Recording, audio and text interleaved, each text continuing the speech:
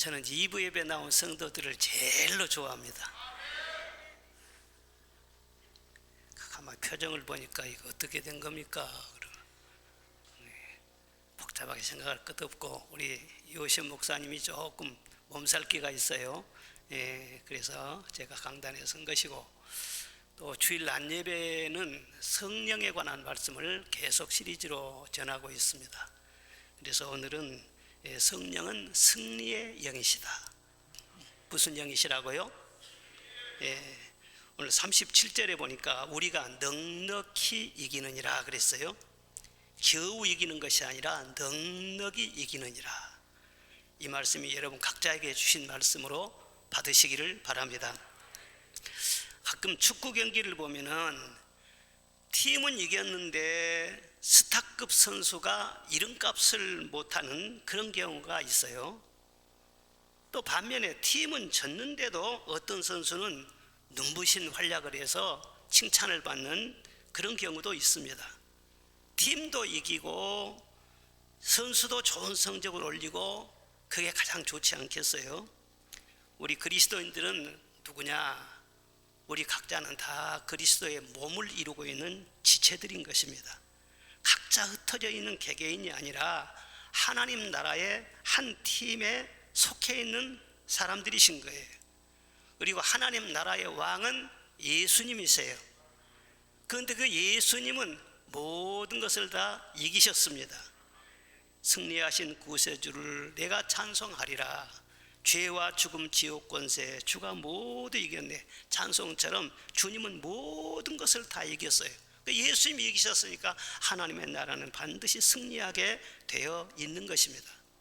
우리 한 사람 한 사람의 승패에 관계없이, 뭐 한국교회가 흥하고 망하고 긋고 관계없이 하나님의 나라는 영원한 나라예요.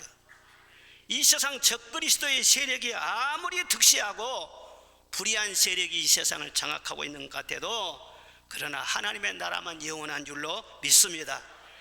하나님의 나라는 싸워봐야 이기는 것이 아니라 이미 싸워놓고 이기는 거예요. 왜? 예수님이 지옥과 사망과 죄와 죽음을 부활로 다 이겼잖아요. 이미 이기셨으니까, 예수니까 우리도 다 이길 수가 있는 거예요. 그런데 이제 팀이 이미 이겼는데, 이미 이기고 있는데 우리 각자도 다 이긴 자들이 돼야지 않겠어요? 그래야 승리자에게 주신 생명의 면류관, 의의 면류관, 이 면류관도 받고 그러지 않겠습니까? 팀은 다 이겼는데 어떤 사람이 패배해가지고 부끄러운 건 받는다? 이건 하나님이 원하신 것이 아니에요. 그래서 우리 각자가 다 이긴 자가 될 수 있도록 도우시는 분이 누구냐 하면은 성령님이신 것입니다. 실제적으로 성령님을 끊임없이 도움받으면서 신앙생활을 하다 보면은 반드시 우리 개개인도 승리할 수가 있어요. 그런데 우리가 싸워야 할 그럼 영적인 싸움은 어떤 싸움을 말하는가? 오늘 본문의 말씀 보면은 무슨 다윗이 골리앗을 막 쓰러뜨린 것처럼 전쟁이나 차른 어떤 뭐 정글 속에 있는 어떤 그런 그 싸움을 말한 것이 아니고, 내면의 싸움, 내 속에서 이 자기와의 싸움, 그것을 오늘 본문에 주로 다루고 있는 것을 보게 됩니다. 첫 번째는 죄책감에서 이기게 하시는 것입니다. 어디서 이기게 하세요? 죄책감에서 이기게 만들어 주세요.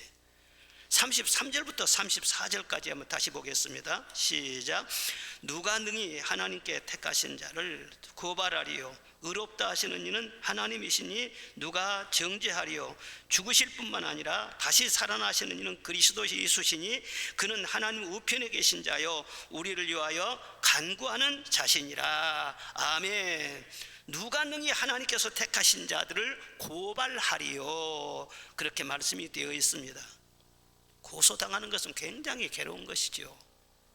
남이 나를 고소하는 것도 괴롭지만 내 양심이 나를 또 괴롭히면서 고소를 한다?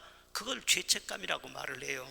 이 죄책감이 상당히 우리를 피곤하게 합니다. 하나님은 그걸 원치를 않으세요. 사람들마다 죄책감이 없는 사람이 하나도 없어요. 자기 죄 때문에 사실은 자기 양심이 고통을 받는 것입니다. 그래서 이런 문제를 해결하기 위해서 윤리적으로 도덕적으로 살기도 하고, 또 심리학이나 철학의 도움을 받기도 하고, 그리고 포스트 모더니즘 시대인 바로 지금 이 현대는 절대 진리를 부정해요. 뭐가 기준이 있냐 죄라고? 그거 없다는 거예요. 그리고 쾌락주의, 도덕 불감증, 그런 쪽으로 지금 나가고 있는 것입니다. 죄를 죄라고 하지 않는 그런 시대가 바로 지금 이 시대인 것입니다. 또 죄의 문제를 해결하기 위해서 종교를 만들잖아요. 모든 종교의 공통점이 무엇이냐 하면은 상선벌악이에요. 권선징악. 죄는 형벌이 따른다. 그러니 죄지지 말라. 그렇게 가르치는 것이 모든 종교의 공통점인 것입니다. 이슬람에서는요, 요즘 이슬람 자꾸 말이 많이 나오는데, 이 이슬람 사람들은 이 천사들의 존재를 굉장히 크게 생각을 합니다. 그래서 사람마다 다 양 어깨에 천사가 있다, 그렇게 말을 해요. 오른쪽에 있는 천사는 내가 선한 일 할 때 그걸 낱낱이 기록해 두고 있고, 또 왼편에 앉은 천사는 죄를 지을 때 그걸 놓치지 않고 다 기록한다는 거예요. 밤이나 낮에나 혼자 있을 때나 사람들하고 많이 있을 때나 항상 천사가 함께하면서 낱낱이 그 사람의 행위를 기록한다는 거예요.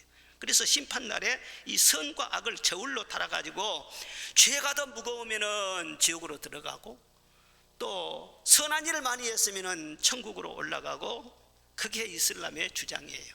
그러니까 단 1%라도 선한 일 많이 했을지라도 단 1%라도 죄를 지은 쪽이 더 기울어지면은 그건 지옥으로 떨어지는 것입니다. 그리고 이슬람은 원죄를 인정하지를 않습니다. 아담과 이브가 천상에서 죄를 지어서 땅에 추방됐다, 그렇게 가르쳐요. 그리고 자기가 지은 죄는 자기가 책임져야지 누가 대신 져주고 용서해주고 그런 게 없다는 것입니다.